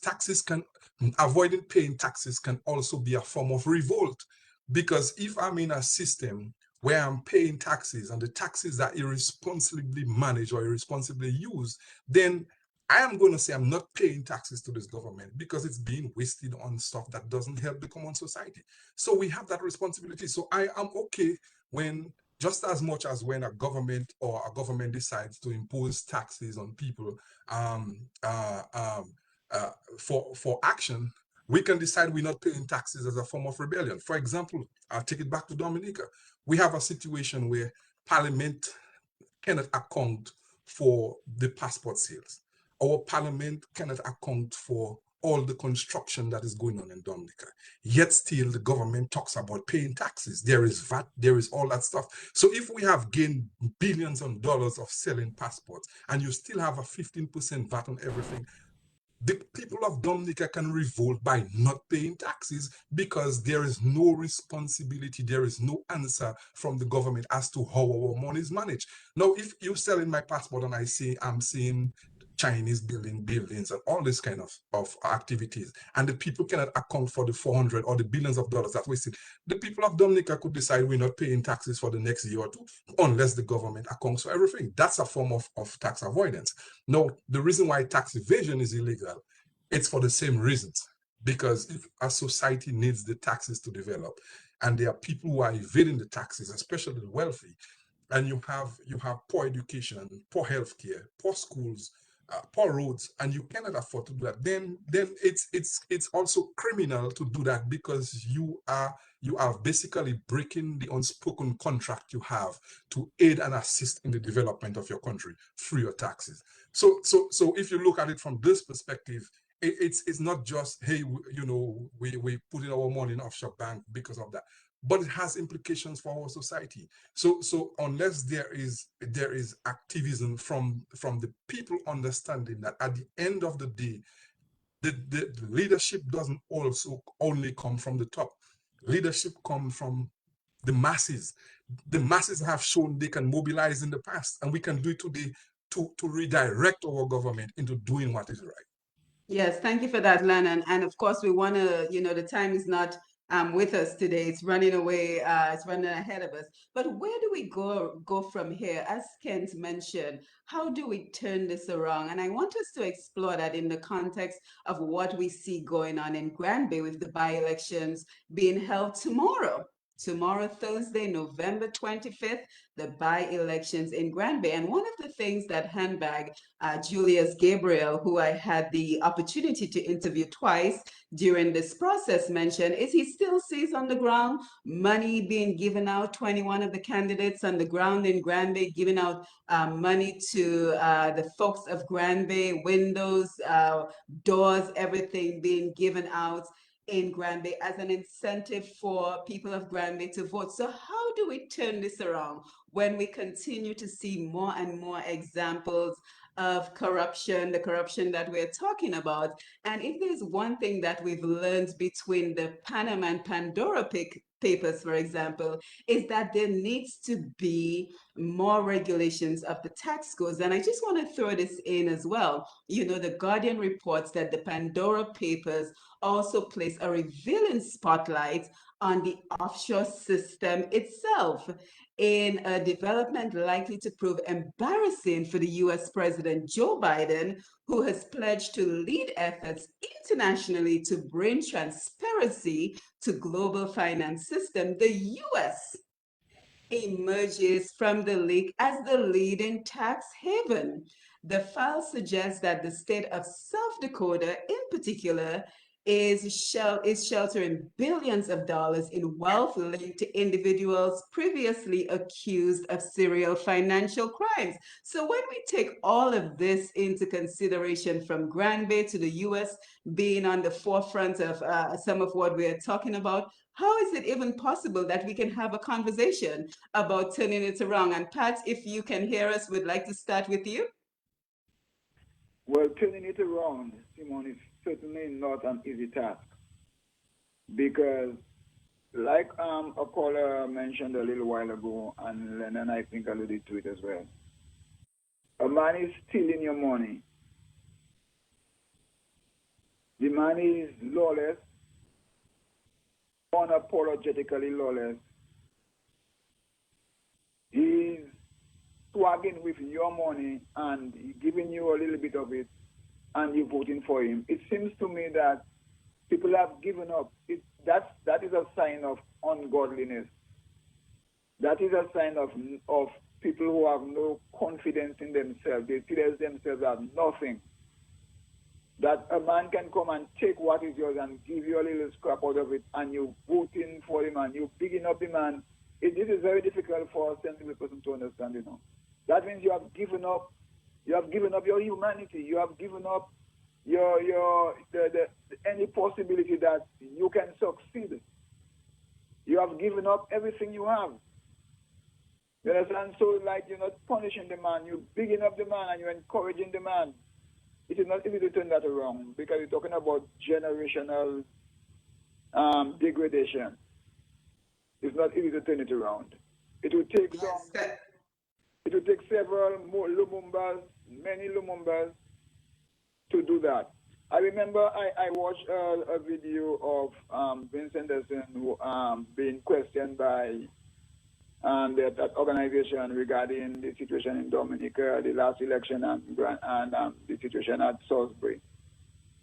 And this guy is questioning Vince Henderson, and they're questioning him and more or less apologizing to him, So I'm wondering, who is standing for right in the world? Who is, apart from the lonely voice of Lumumba, and I mean, who really doesn't hold any public position?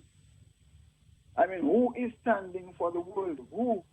Which president of which country? We've heard a little of Angela Merkel, who's term as president.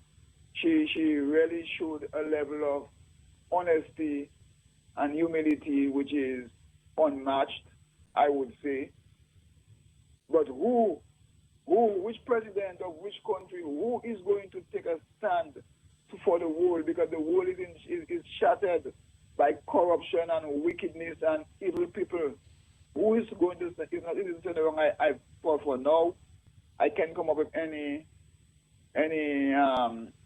suggestion, but I know it's not an easy task because it's a generational degradation that has happened there. It's not easy. Yes, thank you for that, Pat. Kent, how do we turn this around when we Yes. continue to see examples in Granby? Right. Well, let me start from where Pat left off because I agree, Pat, it's not an easy task. And when you look at the world, and you'd realize that we are gripped by a global phenomena. And it looks as if many of these governments are also linked and they protect each other and they're involved in corruption together. I mean, a very good example of that, you would see what happened in our last elections when I believe the other prime ministers from Barbados, St. Lucia, Grenada, St. Vincent, I think they all knew what was going on in Dominica. But yet, rather than correct their compatriot, rather than correct their friend, they sent their armies in here to prevent the people from making the change that the people wanted to make. So you have to wonder, are these guys stupid? I know Memotli is not stupid. I know Brong in Antigua is not, these are not foolish guys. I think they know exactly what they're doing and they protect each other. And chances are they involved in corruption together. So that's a world phenomena that we have to contend with. Look also what's going on with the pandemic. And with all of these companies pushing the vaccination, and I'm not against the vaccination, but if you seriously look at what's going on, you realize there's a corruption ring going on there too. You would realize that maybe our own governments have been given incentives to push the vaccine on our people. I am beginning to be convinced of that. I am beginning to be convinced that the reason why many governments are not in the interest of their own people promoting repurposed drugs such as ivermectin, which has been shown in many other countries, including Japan. When they allowed the use of ivermectin, somehow miraculously they brought down a great wave. The reason why they are not doing this, you have to wonder whether they are in cahoots with some of these drug companies, paying them monies to do certain things. So this corruption seems to be a global phenomenon. But I started there because I wanted to bring it down to us. Because what I realize is that we can create a special Dominica, and we here in Dominica can decide, you know something, we're going to be different. If the world wants to go down that way, that's them. But we have to start where we are, and maybe we'll end up being an example that can blaze the light for the rest of the world. So we've got to start with us. We have corrupt ones in our midst. We have those who have stolen money from us. So the question is, how do we stop them? How do we turn it around? And I would have to say that I believe we are on the right track. And let me explain what I mean. Because where it starts is by rejecting corrupt officials. And I have to say in Dominica, we have already rejected the corrupt officials in the Labour Party. But they have forced themselves on us by stealing the elections, by corruption, by bribery. They have forced themselves on us. And we all know the stories. I don't have to rehash the stories of what went on last elections. But we all know if it wasn't for the bribery and corruption, chances are they would have lost the last elections. I'm convinced they would have lost the last election. They would have gained some seats, but they would have lost. So what has brought us to that point? The fact is the talking like we do, the sharing of people, making people understand how corruption hurts us. It puts people in a position to say, we reject that because our development has been affected, because we could be better off if we reject that. So we have to continue sharing with people, and it starts with rejecting these officials. So we have to hope and pray that we find a way to prevent them from cheating, because the work has already started. We're already educating people. We are there. We just have to get that bigger swing to overcome their corruption, or we have to find a way to prevent them from being corrupted. And we have to appeal to the other prime ministers, do not send your armies again to prevent the people from getting the kind of change that they want, or for demonstrating in ways that are legitimate. So it starts by rejecting, continue to educate people so that we can reject. We have to also send certain messages, because you know what some people will say? Some people will say, but you know, if we change these guys, every other person will be the same. The other guys we elect might be the same. That's what some people will say to you. And that's part of the reason why they may hang on to what's already there. But we have to educate people. First of all, it's not true. There are those of us who are not like that. We have demonstrated that in our lives, in our past lives. So first, and there have been examples of very good politicians throughout history, throughout the world. There are good examples as well as bad examples. So first of all, that's not true. But secondly, even if that's true, we have to drive on, or even if persons think so, we have to let them understand that you ought to keep a government on their toes. If the government is going to think that they can simply come and tell you the other guys will do the same thing, and for that reason you'll keep them there, then you give them a free pass. You got to keep governments thinking, boy, I have to be on my toes. I have to think twice about engaging in corruption. Otherwise, the people will kick me out. So even if another corrupt government come, at least they will take some time before they get there. Although I don't believe that way. I think they are good persons. If we choose wisely, if we choose with a heart, we will find good people. And when we realize that they are corrupt as well, then you kick them out. But if we do that consistently, but we have to share that message. We have to keep sharing that message with these people. And there's one other thing I want to touch on. There are other things, but let me just touch on this other one. There is a role for non-government organizations as well. You know, Pat, you mentioned making people feel guilty. That's very important, you know. That's very important in terms of controlling the corruption. But there's a role for non-government organizations. And I want to make an appeal to our people who are the vanguards of morality in our land, our churches, our church leaders, the people who are supposed to stand for righteousness. As I said at the beginning, it says righteousness exalts a nation, but sin is a reproach to any people. They have a great role to play. They have a great role to play, and they have to fear God rather than man. What I'm beginning to find is that people have a false sense of righteousness or unrighteousness. And our churches must begin to teach about that and must begin to exhibit that.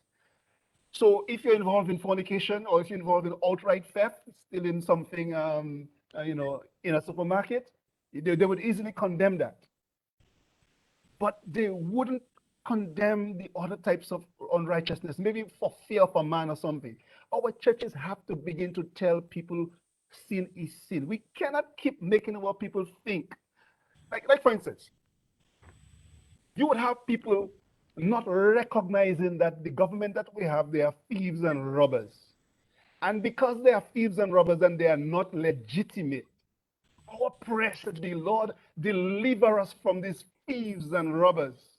But we have people who have a form of righteousness, and rather they would pray for God to bless the man to lead the land. We have to be praying for God to deliver us from these unrighteous, wicked people.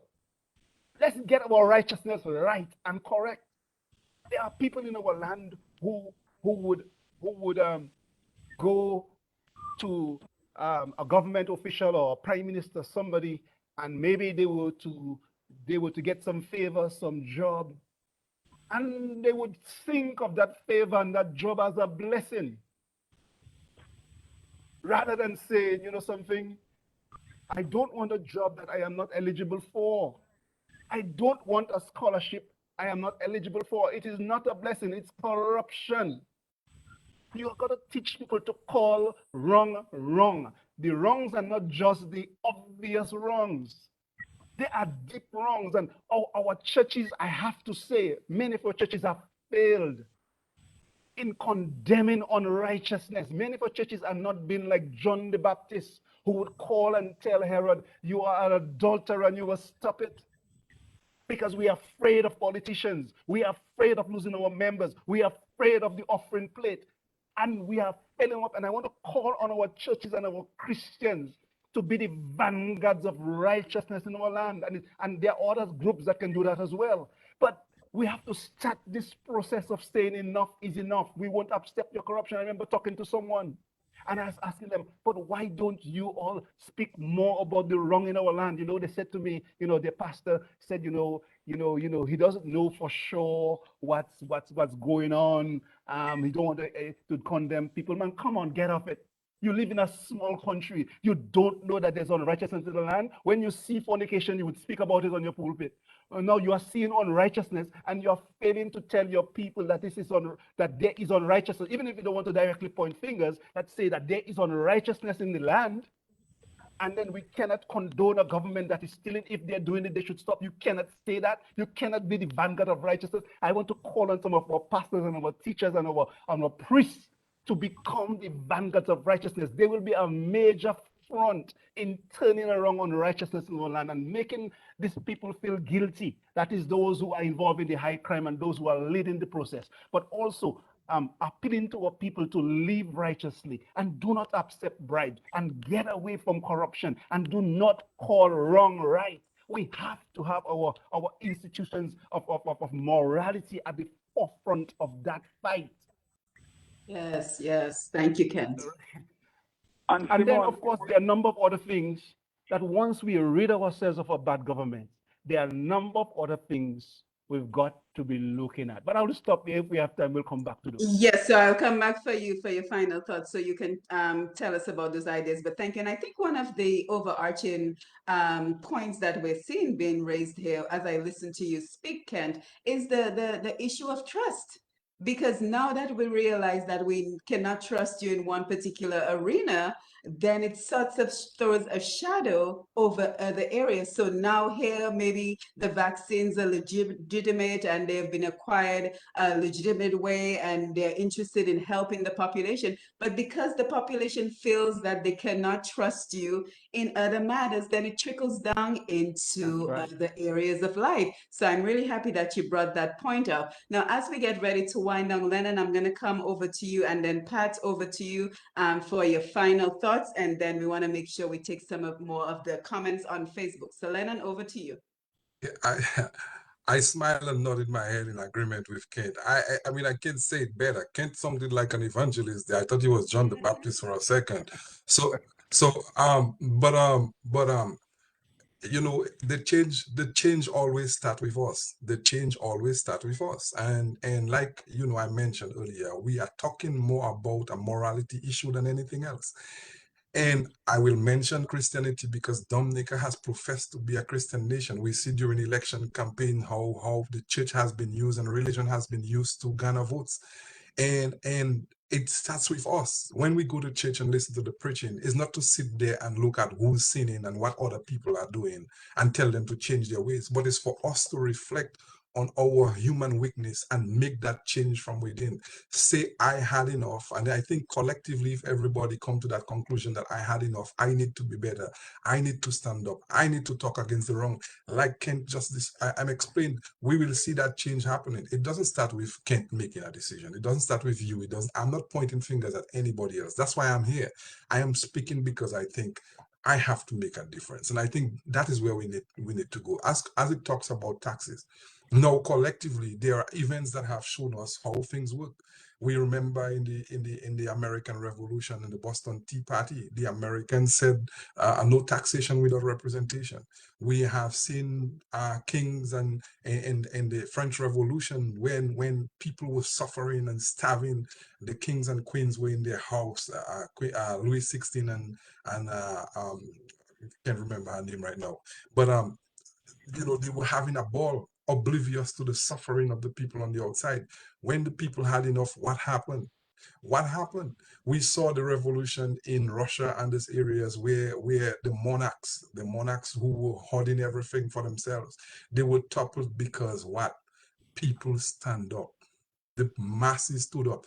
I heard Mia Motley made a comment, and I brought it up because she gave a speech everybody is talking about, and she said, it's up to 200 people in the room in Glasgow to make a difference. I totally disagree. Because these 200 men and women did not automatically get to the position they are. What it takes to make change is the masses, not the 200 people, but the millions of people that say enough is enough. We have the numbers. How can I have come to an election, every 5 years, one man comes begging me to vote for him, to put him in that position to lead, then he disrespects the Constitution. He violates our young people. He abuses our elderly. And you talk about trust. I can give somebody a chance, but it's not just one situation. It's time and time and time again. How can we see Ed Regis being disrespected in Parliament, irrespective of his personal life or personality? He's told that we have to raise funds. We don't have money to do what you want. But weeks after his death, we seen money spending in the constituency like crazy. How can the Labour Party have more money than the country? How can the man in charge have one company, MMC, building airports, building hospitals, with no oversight from Parliament, when the same taxes is what runs a country? So anything else belongs to the country, and we sit there and we accept it. I can't, so I'm standing up and I'm speaking. I think everybody have to examine their conscience, just like we go to church every Sunday. The priest, the bishop is not asking you to examine your neighbor's conscience. It's not asking you to examine your community's conscience. It's asking each and every one of us to examine our conscience, understand our human weakness, try our best to overcome that need or that greed for excess, that feeling of insecurity, and that feeling that I have to hoard to survive, that feeling that I have to look down on my brother or my sister to feel better about myself, that feeling of jealousy because somebody has a fancy car, they might have sold drugs to do it, that feeling of I should get a car too, let me go steal to do it. That kind of human weakness, we have to fight against it. That's a personal fight. And collectively, if we can get to that point, we can wake up as a nation and realize enough is enough. Evil is run in Dominica. Dominica is not run by a democracy. It's a kleptocracy run in Dominica. There are thieves in high places. And as a result, they've corrupted the entire system. And unless we collectively examine ourselves and realize I can do it myself, Ken can do it himself, you can speak, all that talk has to get into action. And we have every 5 years, every time somebody leaves, right now we have a decision in Granby to make, whether we want to carry on with this kind of government, with this kleptocracy, with this thievery that's been going on. And the people have the power. The people always have the power. The problem is we are manipulated to think we don't. And when people like Mia Motley comes and she says 200 people can change the world, this is BS. What changed the world is we, the masses, make that change. It has always happened. It has always happened in the past. And I think collectively, when we have enough and the people rise, remember earlier I said, there's a natural law. When you have two extremes, there is a gradient, and that gradient leads to instability. It happens in the natural law, it happens in the scientific law, it happens in the moral law. If you have very few rich people and a lot of poor people, there is going to be instability. If you have high temperature and low temperature next to one another, you get hurricanes. Anytime there is a gradient, you get volatility, you get pressure. So if we don't pay attention to the laws of nature, we'll be doomed to fail and make the same mistakes because our human weakness, our immorality takes over. And if we don't put a lid on this immorality, then that's what happens. The decay of society, the deterioration of our youth, the deterioration of our leaders, the deterioration of our health, the deterioration of our wealth, and ultimately our own destruction. Yes, thank you for that, Lennon. Very well put. Pat, your final thoughts as we get ready to wind down?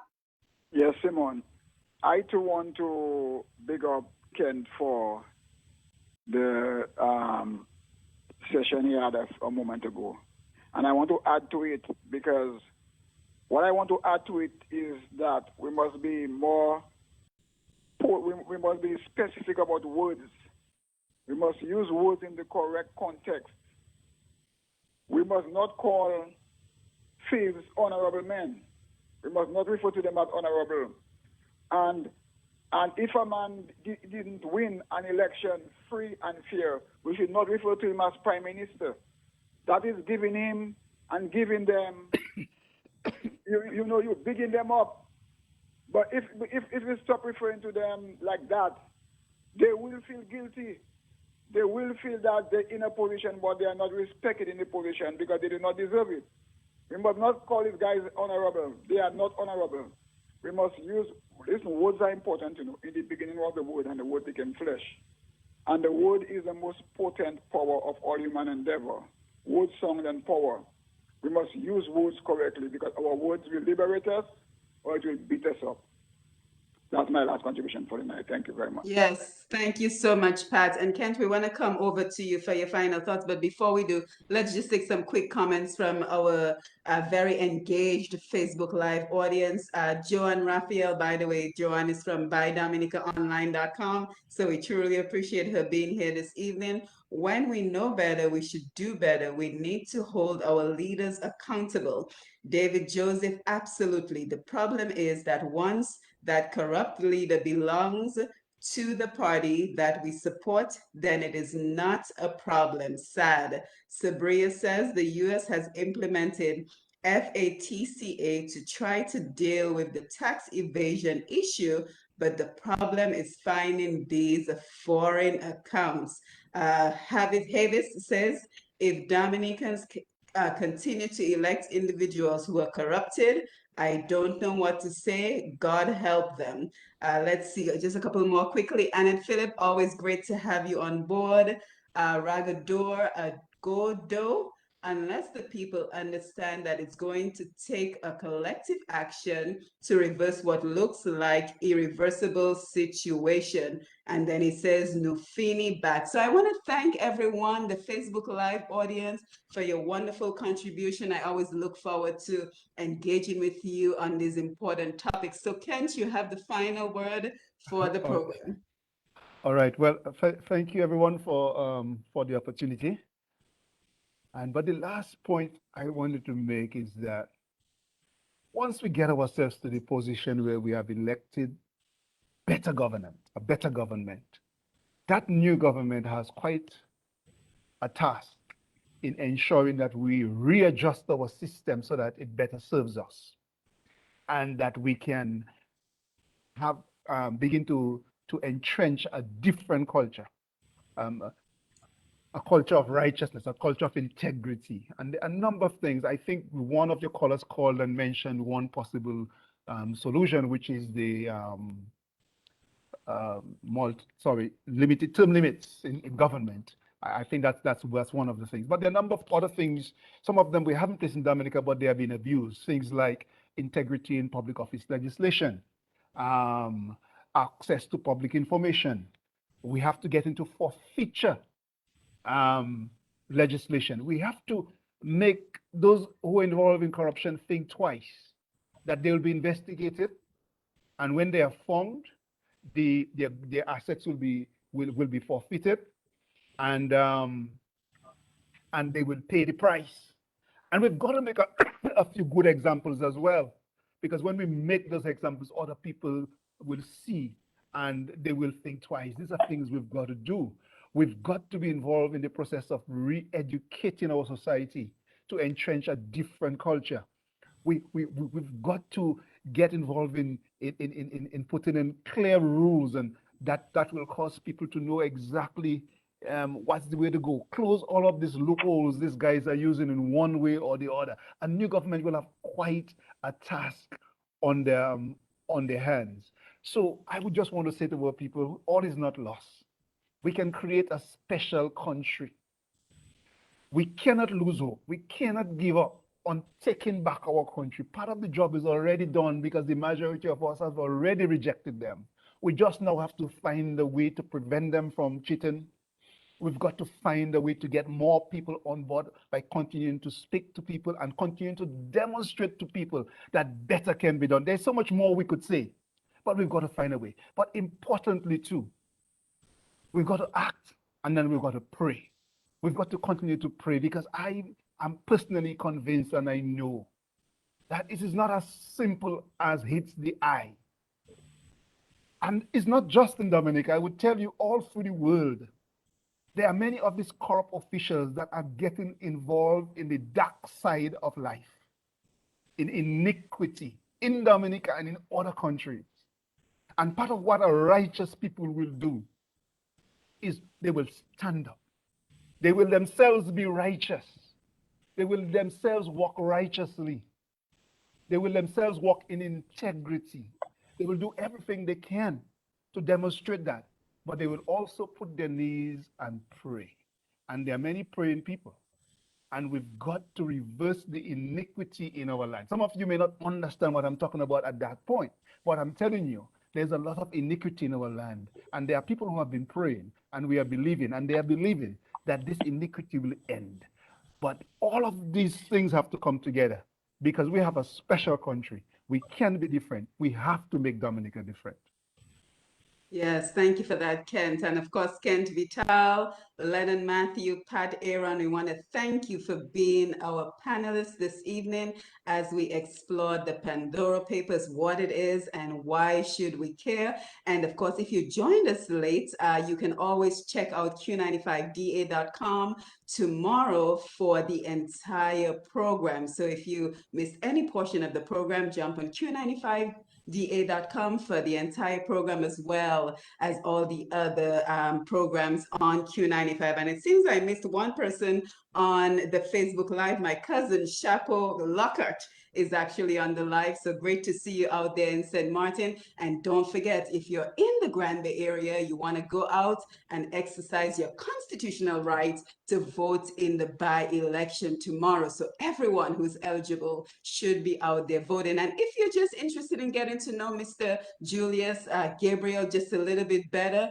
I did have the opportunity to do 2 interviews with him. So you can head on over to pushpast10.com and click on the YouTube channel link to see the interview. So again, PUSHPAST, the number 10.com for more information about Mr. Julius Gabriel. So again, I want to thank everyone for joining us today, our Q95 listening audience, our Q95 Facebook audience, Mr. G, the Q95 family, Lambi, as always, thank you for being on the console showing. Thank you for keeping us connected. And so we will continue. We'll continue to tap into our experts in Dominica and overseas as we look at all the changes that are going on in the world around us.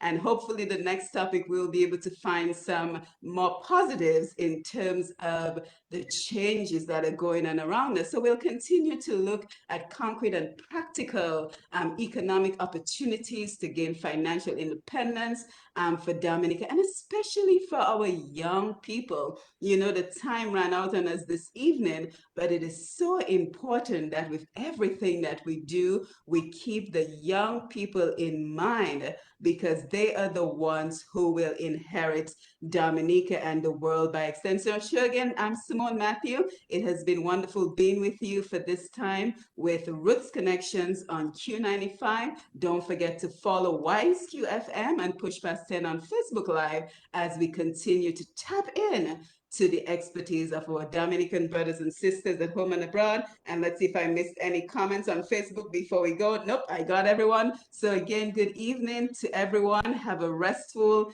night and all the best if you're in the Grand Bay area. Thank you, guys. Thank you. Yes. All right, have a good night. See you guys. Have a good- Good. Thank you. Good. All right.